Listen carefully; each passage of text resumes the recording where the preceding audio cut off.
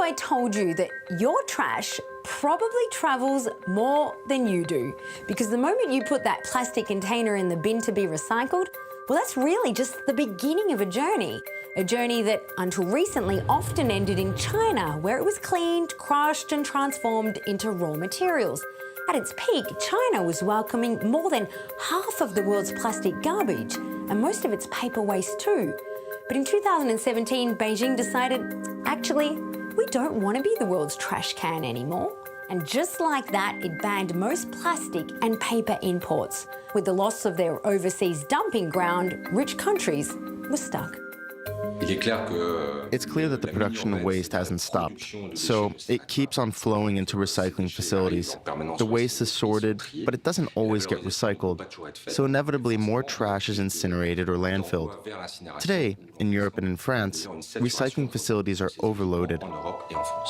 Why don't they just recycle it? Well, it's too expensive locally and there's not enough capacity anyway. So one of the solutions, as we just heard, burn it. Not only in Europe, but also in the US. Think about how absurd this is. Conscientious citizens of Philadelphia, for example, putting their pizza boxes and yogurt containers into their recycling bin, only for half of it to be dumped with the ordinary trash and incinerated. And it's not as if burning plastic means, poof, it's gone. The process emits toxic fumes. The dangerous stuff is the you cannot see. That gets into your lungs, particulate matter, arsenic, cadmium, okay? Mercury, lead, those are the things that come out of that stack. The other solution is, of course, to find another junkyard. And that's in fact what the trash traders did. Step up Malaysia, Vietnam and other Southeast Asian countries, nations with fewer regulations and less stringent controls. Malaysia has in fact seen the biggest increase. Used plastic imports tripling since 2016 to 870,000 tonnes. Dozens of recycling factories have cropped up in the country, many of them illegal. Small villages like this one outside Kuala Lumpur, now vast toxic wastelands as they become the new centres of the global garbage crisis.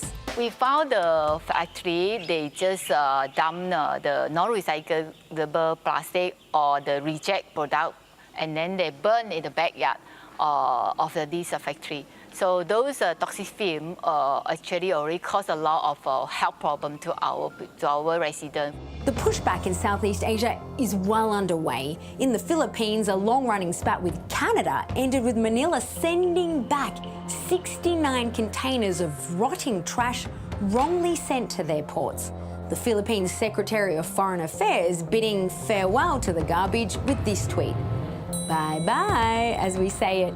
Malaysia is also playing hardball. In May, it invited dozens of journalists to watch as it opened containers carrying low-quality, non-recyclable plastic sent from places such as the US, Australia, Japan and France. It came with a clear warning. Whoever that sent their waste to Malaysia, whether it's e-waste, whether it's plastic waste or whatever waste, we will send it back. And we will fight back. Even though we are a small country, we cannot be bullied by developed countries. Out of sight, out of mind, when will developed countries stop thinking their waste is a problem for export?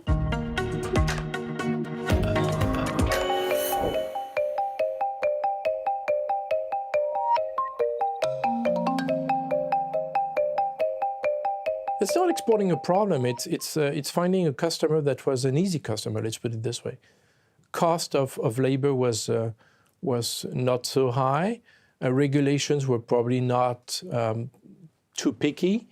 And so it was an easy customer with big needs. So of course it was easy to sell. It's not the case anymore. China has been very strict, is restructuring its own market in order to be self-sufficient.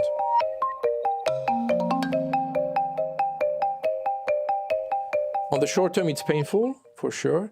On the long term, it's probably a very good situation because it will force all the industry to do better. They have to invest in technology, in R&D to find new ways of better sorting the plastic.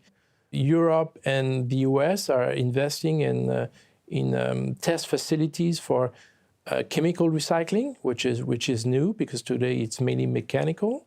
And at the same time, there must be a very strong dialogue with the production, with the manufacturers. We know that today, lots of plastics are not easily recyclable or not recyclable at all, and they have to make sure that what they produce is recyclable.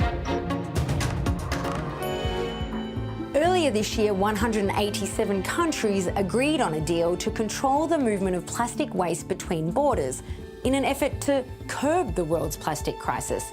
However, the United States, the world's top exporter of plastic waste, has not ratified the pact. In American ports, containers full of waste are waiting for their next destination.